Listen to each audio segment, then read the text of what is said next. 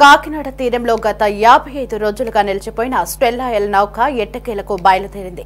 నౌక వెళ్లడానికి అధికారులు ఎట్టకేలకు పచ్చజెండా ఊపడంతో గత అర్ధరాత్రి పయనమైంది. పశ్చిమాఫ్రికా తీరంలోని బెనిన్ దేశ వాణిజ్య కేంద్రం కొటోనౌ పోర్టుకు నౌక బయలుదేరేందుకు కాకినాడ జిల్లా కలెక్టర్ షాన్ మోహన్ అనుమతిచ్చారు. దీంతో 55 రోజుల తర్వాత కాకినాడ నుంచి స్టెల్లా ఎల్ ప్రయాణం కట్టింది.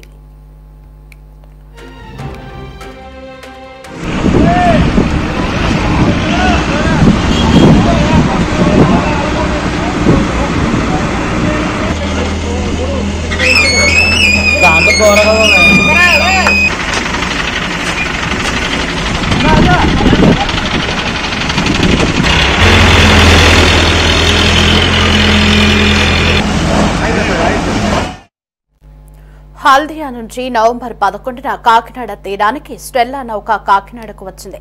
నౌకలోని 32,415 టన్నుల బియ్యం లోడయ్యాక నవంబర్ 27న ఆకస్మిక తనిఖీలో పేదల బియ్యం ఉన్నట్లు అధికారులు గుర్తించారు.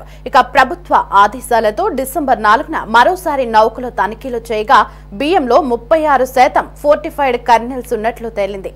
దీంతో నౌకలోకి రేషన్ బియ్యం ఎత్తిన Satyam Balaji rice industries private limited పై పౌర సరఫరాల అధికారులు 6A కేసు నమోదు చేసి పోర్టు పోలీసులు స్టేషన్లో ఫిర్యాదు చేశారు.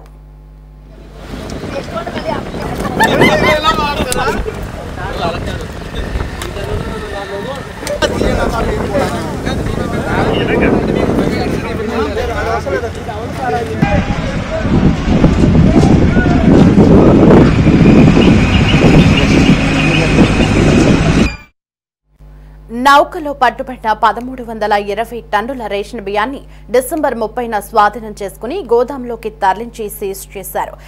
ఎగుమతిదారుల అభ్యర్థనతో మిగిలిన బియ్యాన్ని నౌకలోకి లోడింగ్ కు ప్రభుత్వం అవకాశం ఇవ్వగా ఈ ప్రక్రియ నిన్న పూర్తయింది.